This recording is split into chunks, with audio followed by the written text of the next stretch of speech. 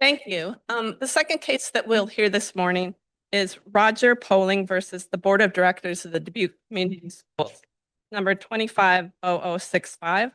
The attorney for the appellant, we have Jason Craig, and the attorney for the appellee, we have Charles Gribble. Mr. Craig, whenever you're ready.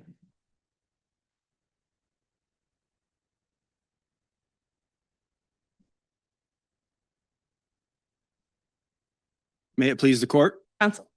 Counsel. This case is a teacher termination case under Chapter 279 of the Iowa Code.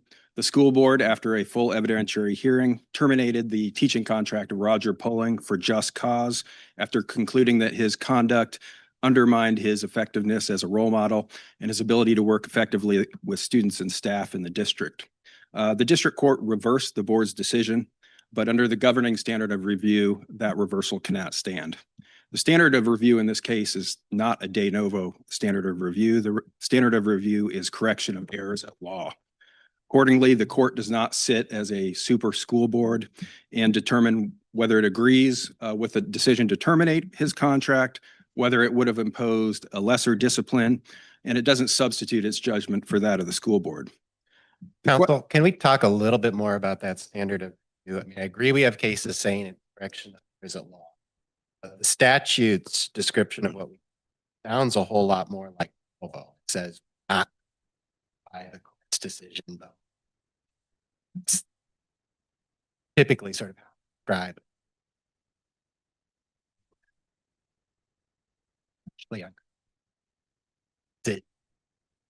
How are we supposed to do that?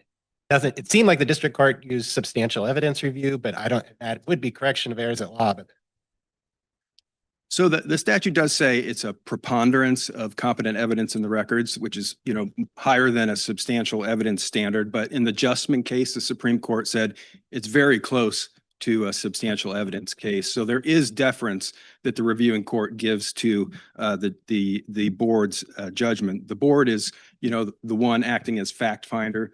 The board is hearing live testimony. It's seeing the demeanor of witnesses. It's making credibility determinations. And so the district court is supposed to give deference to the fact finding of the board. It's not bound by them, but it's supposed to give weight to those findings, especially on issues of credibility. And I wonder if I can follow up on Judge Langholt's question. It seems like perhaps we are conflating the standard and scope of review, because substantial evidence could apply to everything from preponderance to reasonable doubt. I think we're talking about something different here when we're talking what I think does read like de novo. So help me understand why we're substantial.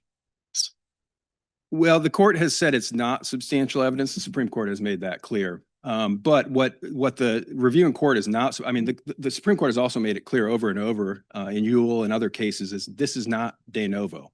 It's very close to a substantial evidence review. So the court is not retrying the case. It's not reweighing the evidence. It is not making credibility determinations on its own.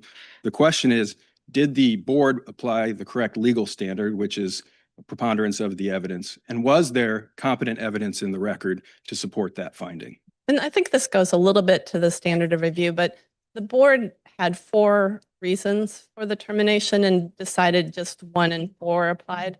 So are reasons 2 and 3, the Board of Educational Examiners and the district's own rules, are those kind of off the table and we're just looking at 1 and 4? That's correct, Your Honor. And neither has to be independently sufficient. You look at the both reasons. And the language of 4 reads to me pretty much just like the case law standard for just cause. So do we need to circle back to reason 1, or can we look at just 4? Well, what the board found is that the teacher made used a racial slur, not the use of euphemism, used a racial slur, the full racial slur, intentionally in the presence of a classroom full of students when he was talking to a student. And that conduct undermined his effectiveness as a role model in the district and as and his ability to work effectively with students and staff. Do you agree that at least one of the video and audio reflects that maybe the teacher was repeating what the student said. Correct. Your Honor, the board acknowledged in its decision that Mr. Poling was repeating what he thought the student had said. There were two videos. One, I think, showed the full context, and then there was a second video, which is the video that sort of went viral, which left off that because you said to me, and then made the. And if it is repeating and the notice required that making inappropriate and racially derogatory statements directed toward a student, is that really a comment directed at a student if the person is just repeating what the student said? Yes, Your Honor, I believe under the plain meaning of directed to that would meet that definition. The board didn't say that the teacher called the student that name. The board didn't say that the teacher used that unprovoked in any way, said he directed a racially derogatory statement to him. Directed to just means speaking in the direction of or at a person. And in this case, Mr. Poling confronted the student in the classroom, and in response to the question from the student, what did I say? Said, you said N-word, and he said the full word by his own description. I think that meets the plain definition of directed at. Counsel, before the board, was the superintendent argument that the student never made that statement? And I guess I'm getting at this version of sort of how you're supporting the decision. Did the teacher have notice that was? The board's finding after the hearing was the same as the notice. The notice said that he was alleged to have made a racially inappropriate racially derogatory statement directed to his student. Not quite my question. Was the board arguing, or was the superintendent arguing to the board, student never statement? That a part of the argument? Because the court spent a lot of time kind of, seeming to be that the fight was, did the student actually state first, or somewhat curious. So was that really one of the fights that was going on before the board, or always been sort of the secondary argument, even if he was repeating the statement? Sure. So there was evidence that they couldn't corroborate whether the student said it first. The student denied having said it first, and the students that were with the student who allegedly said it also denied hearing it. But that wasn't the argument being made to the board. The argument being made was that he used a racially derogatory statement in front of a class of students while talking to a student, sort of a fallout from that decision. Can I ask you about that fallout? When we're determining just cause and the ability of that teacher to continue to be a role model, how much do we look at sort of the reaction of others? And when does that become kind of like the concern for like a mob mentality? Because I mean, the decision has to be based upon the conduct, right? Not solely on how people are reacting to that conduct. Sure, under the standard, there has to be fault on the part of the teacher, and then there has to be, significant impairment of their effectiveness as a teacher. And here, I think, certainly the viral video amplified the harm, but the harm was already there. And the board specifically did not base its decision on the viral video or sort of the internet outrage or public outrage from the situation. It relied on testimony of disturbance within the school environment itself. So you got testimony from a student who witnessed the full context of what occurred. She testified how she lost respect for Mr. Poling, how she felt unsafe, how she did not take a class from him again. Sort of, if you could say the word that easily in front of a full classroom of students, it must be something on his mind. The board heard testimony from the teacher whose classroom this happened in, how devastating it was to the full classroom. And they heard the full exchange, not just the limited soundbite from the viral video.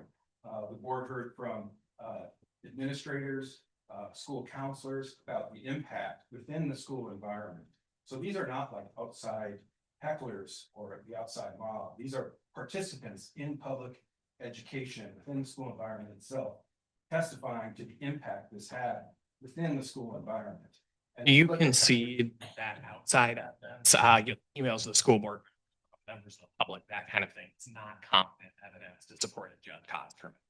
You know, internet trolls and people from outside, I agree with that. This was based on evidence within the school district itself. Certainly, there was a lot of publicity within the community itself over this incident. And certainly that caused added to the disruption.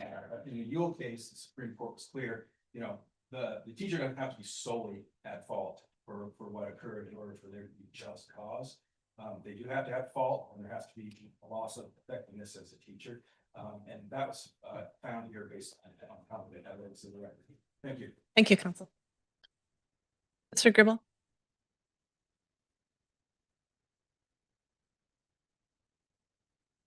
Chief Judge Tabor, Judge Hubble, Rear, Shelley, and Langham. May it please the court, counsel. I'm Charles Gribble. I'm here representing the teacher, and the teacher is Roger Foley. This case arose from a decision of the Dubuque County District Court. And that court found that the school district had now established by just cause sufficient grounds to terminate Roger Foley. The record is clear that Roger Foley has been a teacher for 20 years with good evaluations, no prior discipline. Also the coach of the bowling team, certainly an unglamorous sport, one in which he's won numerous state championships, certainly important to the students who are there. So let me ask you about that resume. Sure. Is that even a relevant consideration? This backward looking, he's been a good teacher. Is that properly considered at the stage? Yes, Your Honor, it is. In most cases that come before the court, there's a series of progressive discipline before someone is terminated. There's a series of incidents in which the school district tries to correct either the behavior or the performance of the teacher before something is brought to the court. So I do think it is relevant in this particular case. How does it factor into the cause analysis though? Because I think you probably would see there are some things that are so bad, have to have some discipline. All we care I would, if there could be some things that are so egregious that a single incident could do it. A teacher can have an affair with a student, assault a student. Or we had a case similar to this in Omaha, Nebraska, where the teacher actually directed derogatory statements, including the N-word, to the students and encouraged them to engage in fisticuffs and do a fight with him. I think that's a different case where that was actually directed to and toward the student rather than just repeating what the student had said. So I think those two are different, but yes, there would be cases where a singular incident could constitute just cause. So to kind of circle back to argument that counsel made earlier with regard to directing comments to a student, the district argues that the statement made was directed toward a student because it was made back to the student. And what I'm taking from what you're saying now is that you're arguing that it was not a directed. I would, Your Honor, that's correct, because in this particular case, unlike the case at Omaha, he was merely repeating what the student said, and it was after a long exchange of words between the two. In other words, he had confronted the student in front of the Iowa Jobs for American Students classroom. They'd gone back and forth several times. He had asked the student to come to the principal's office. The student was uncooperative, said, "For what? What did I say? What did I do?" The teacher attempted to answer, "You know what you said, you know what you do." And then he just finally blurted out, "Because she said to me," and then the N-word again. So, But in Mr. Polling's own testimony, though, didn't he acknowledge that the use of the N-word in any context would have been inappropriate? So does it really matter if it were unprovoked or repeating? I think it does matter, and he did admit that yes, it certainly should not be used in any context. And as a matter of fact, it was used twice, right? Like it was repeated to the assistant principal. Well, yes, but he was describing what happened. He wanted to be completely honest and truthful. So he apologized to the assistant principal. That was 2 to 3 minutes after the incident occurred. He asked to apologize to the student. The student was brought in. He apologized to the student. The HR director did supposedly an investigation, but never spoke to the student, only to Mr. Polling, in which he apologized once again for his conduct.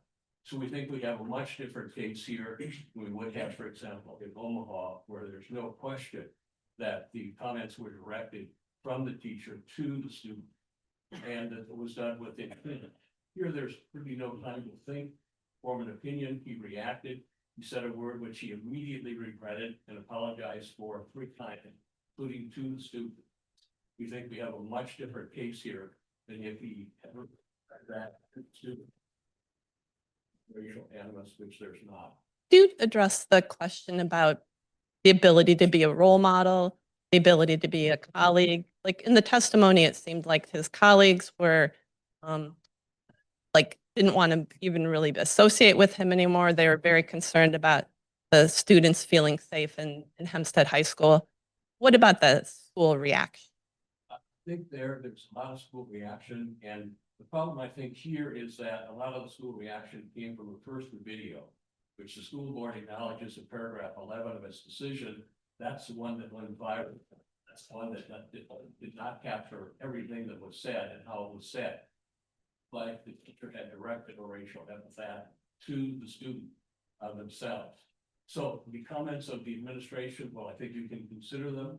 I think most of them are based on the reactions of the students. The reactions of the students are based on the initial video. That's the one that went viral. The second one did not. So they looked at that. These students did not testify. They were not cross-examined.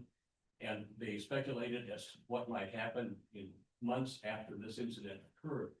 So I think for all those reasons. If you listen to the audio of the video, though, there's an immediate reaction among the students that hear the youth word. And they were there for the entire exchange. So it wasn't that they were watching the edited video. That is correct, but there are very few students out of the total that the teachers and staff then talked to the next days. Most of those students who just reacted on the basis of the initial video, not on the basis of the second one, which did not go viral. So there were a handful of students in that classroom and a handful around, including one who shot the video. A small portion of all the students. But how do we like kind of take that apart and ignore it? So you have the statement of that word, and then you have this like, reaction of the classroom that was there, and then the edited video that like 8 million people saw. And how do we like ignore the viral fallout and not have that somehow factor into just cause? I think you have what the teacher did not do himself. The school district really kind of changed its argument from directed towards a student to that the word was spoken, that that's enough. And we say that it's not in this context, where he merely repeated momentarily exchange with the student the word accept. So we think we have to look at, is that enough to constitute just cause? We would say that it does not. Well, in our just cause definition that we follow from the Supreme Court, it says it's one which directly or indirectly significantly and adversely affects what's the ultimate goal of every school system, the good education. Doesn't this fall into the category of indirect? Well, Your Honor, again, I would speak to that, and by saying most of the reaction from the students was a result of watching the first video. Yes, there were a few students that were gathered around when the exchange occurred, far less than the whole school system. So I think just cause really says that we have to constitute on what the teacher did or did not do. But what about the just cause definition says we only care about what happened in the room and we don't care about the video? It seems like the Supreme Court would say we have to consider both if we're talking about direct and indirect. Yes, I would agree with that, but I think when you look at the record as a whole, look at how this circumstance arose, look at that was students misbehaving that started this whole process, look at how the student refused to cooperate, look at the fact that the student did not testify in this particular proceeding, look at the overall record, and while I certainly agree you consider both, I think you have to consider the overall record here, the 20-year service, no history of animus at all, and I think you have to put that in context of how this statement was made. Counsel, the statute also talks about giving deference to the school. A few years ago, and to the decision that's to fact. Why isn't sort of how serious the school district considers this? I think it says you have to give deference to, but not bound by it, are the actual words of the statute in this particular case. And I think given the testimony of the superintendent here, stating that she terminated him, why?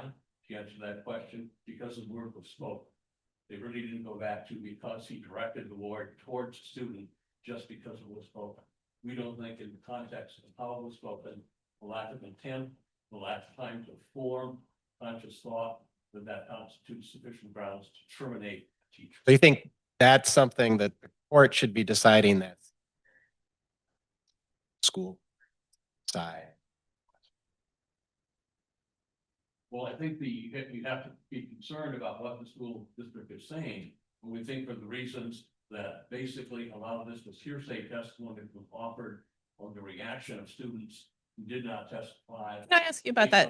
Can I ask you about that hearsay point? How should we factor in the legislative change that makes it more difficult for the school boards issue subpoenas to compel testimony? I think that made it difficult for both sides here. We asked for all the records of the student and we could not get those. The school district refused to proceed and grant those to us. So we could not subpoena the people that we wanted to subpoena in this particular case. But I think if there was any one who was prejudiced by it, probably was Mr. Poling and not the board. This board can call usually its employees without us. Thank you. Thank you. Mr. Craig. Thank you, Your Honor. I'll address that last point that Mr. Gribble was with respect to the change in law. Yeah, the school boards no longer have subpoena authority since 2017. And in these types of situations, there's a power dynamic at play between students and teachers. And students are very reluctant to testify against teachers. And it's just a fact, because if the teacher is ultimately not terminated and they've spoken out against them, you know, they have to understand only fear of retaliation. And so what students do instead is they confide in trusted authority figures like counselors, administrators, teachers. So that's why that testimony has to be allowed in these types of cases. If they can't subpoena students to testify and they can't rely on testimony from these trusted figures who are conveying what students are telling them, it will be very hard for school districts to get rid of non-performing teachers. Do you think there actually was a change in practice when the statute was amended? I ask that because I'm a former school board person, and my recollection is, hearsay palooza anytime you're dealing with these kinds of issues. So is there actually more hearsay today than say 10? I can't answer that question, Your Honor. Hearsay has always been admissible in these proceedings. That is correct. And I think it's a function of the legislative patterns that the legislature do here. Teachers can only be terminated for just cause. The school board has the burden to prove that. But on the other hand, we're going to make these proceedings more summary in nature. We're not going to make them stick to technical rules of evidence. Can you address the sort of reputational question, whether this sort of 20 seconds of misconduct overcomes a 20-year career? Like, how do we factor that into just standard? Certainly gets factored in. If the evidence was presented in this case, the school board considered it and noted his prior history. But as the Walthart case makes clear, a single incident can result in so much undermining of the teacher's effectiveness and damage to the reputation that the teacher simply cannot function effectively at a district. And I think that's what we had here. And it wasn't just based on the viral video. We had student in the class testify how this affected her. She would not take the class from him. She thinks he's racist, etc. You also had the school counselor who met with all these folks the day after, and that's, I'm presuming, before the video's really viral. That's exactly right. After the accident, students and staff, she talked about how somber the mood was, like if someone had died. Students were now questioning all our teachers racist, and staff are concerned about all the trust we've built up with these students over the years. Has it been undone like that? So certainly that was all competent evidence of the negative effect that this incident had on his reputation. Sure, it was amplified by the viral video, but I don't think you can unwind those two and separate them out. He engaged in conduct, admittedly, that he agreed was offensive and inappropriate, in using the racial slur in a heated and in front of a classroom of students. He clearly in that classroom was they were offended by it. And, you know, it got around, this happened, that he used a racial slur, and unfortunately, damaged his reputation within this district. We're not saying he can't be a teacher somewhere. Teacher in this district. And this goes to the deference question you were asking about, Judge Langholm. Yeah, the court is reviewing a cold record. The court isn't able to assess credibility, look at demeanor. It's looking at a cold record, and it's not the boots on the ground. You know, they're not the ones in the school environment seeing how this is affecting the school environment. And so we do need to give deference to school boards when these make these decisions and not overturn them in this manner. Finally, I'd just like to briefly discuss hearsay. The district court really made an error here in basically dismissing all of that testimony about the impact, the negative impact this had on the school environment. The district court basically said it was all unreliable hearsay, but clearly it wasn't all hearsay. There was people that were in the classroom testified, you know, statements of that existing state of mind or emotional state or not. In the field case, the court said that administrators and educators are competent to testify on the likely effect of the teacher's conduct on ongoing operations of the school. So that is competent evidence. It's not hearsay. To the extent there was hearsay, it was again students confiding in trusted authorities. And under Walther, that is reliable hearsay evidence. It shouldn't have been disregarded by the district court. So this case is not about whether a different decision could have been made. The question here is whether the decision that was made was supported by substantial evidence, or I'm sorry, preponderance of the evidence, and it's clear it was in this case. So we asked the court to reverse the district court and affirm the board. Thank you. Thank you, counsel. Thank you to both counsel for your very effective arguments today. It was very helpful to the court and your good briefing. Well, we will consider polling versus board of directors submitted, and a written decision will be forthcoming as soon as, and we'll adjourn court.